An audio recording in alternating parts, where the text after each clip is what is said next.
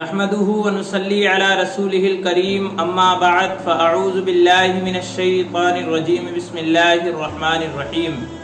محترم دوستو، ہم اتباع رسول صلی اللہ علیہ وسلم کے فضائل پر گفتگو کر رہے ہیں، آئیے اسی پر آگے گفتگو کرتے ہیں۔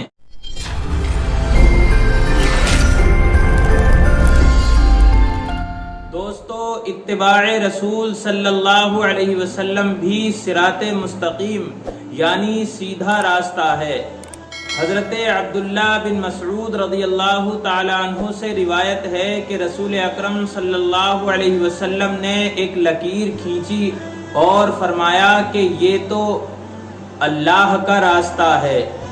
پھر دائیں بائیں بہت سی لکیریں کھینچیں اور فرمایا یہ دوسرے راستے ہیں، ان میں سے ہر راستے پر شیطان ہے جو اس کی طرف بلاتا ہے۔ پھر آپ نے یہ آیت کریمہ تلاوت فرمائی، ان ھذا صراطی مستقیما، کہ بے شک یہ میرا راستہ بالکل سیدھا ہے، فاتبعوہ، لہذا تم اس کی اتباع کرو۔ اس حدیث میں مثال سے یہ بات سمجھائی گئی ہے کہ صرف رسول اکرم صلی اللہ علیہ وسلم کی سنت کا راستہ صراط مستقیم ہے، اس کے علاوہ اگر کوئی راستہ اختیار کرے تو وہ شیطان کا راستہ ہوگا۔ اس لیے صراط مستقیم پر قائم رہنے کے لیے اتباع سنت کا ہونا بہت ضروری ہے۔ ایک بزرگ کا ارشاد ہے کہ اگر تو کسی شیخ کو پانی پر چلتا ہوا یا آگ وغیرہ کو کھاتا ہوا دیکھے لیکن جان بوجھ کر اللہ کے کسی فرض یا نبی کی کسی سنت کو چھوڑنے والا ہو تو وہ جھوٹا ہے، اس کا دعوی محبت جھوٹا ہے اور یہ اس کی کرامت نہیں بلکہ استدراج ہے، یعنی دھوکے بازی ہے۔ ایک اور بزرگ کا قول ہے کہ اتباع سنت کے بغیر ہر عمل باطل ہے۔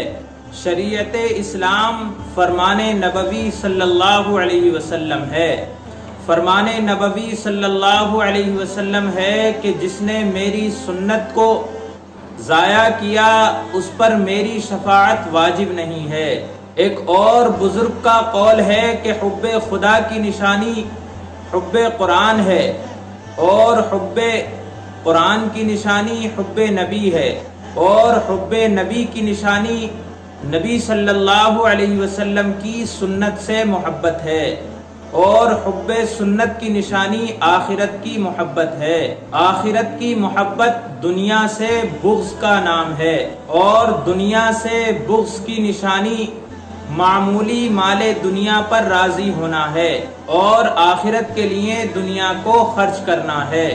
حضرت عبداللہ بن عمرو رضی اللہ تعالی عنہ سے روایت ہے کہ ایک دن میں حضور صلی اللہ علیہ وسلم کی خدمت میں دوپہر کو حاضر ہوا تو آپ نے دو شخصوں کی آواز سنی کہ وہ آپس میں ایک آیت کے بارے میں اختلاف کر رہے تھے۔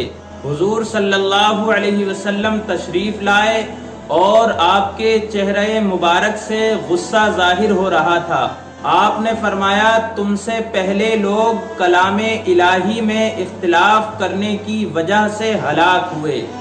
حضرت سعد بن ابی وقاص رضی اللہ تعالی عنہ سے روایت ہے کہ رسول اللہ صلی اللہ علیہ وسلم نے ارشاد فرمایا کہ مسلمانوں میں سب سے بڑا مجرم وہ ہے جو ایسی بات کے بارے میں چوں چرا کرے جو اس سے پہلے حرام نہ تھی اور اس کی چوں چرا کی وجہ سے وہ چیز حرام کر دی گئی۔ اللہ تبارک و تعالی سے دعا ہے پروردگار عالم سرور کائنات صلی اللہ علیہ وسلم کی سچی محبت ہمارے دلوں کے اندر پیدا فرمائے، آمین۔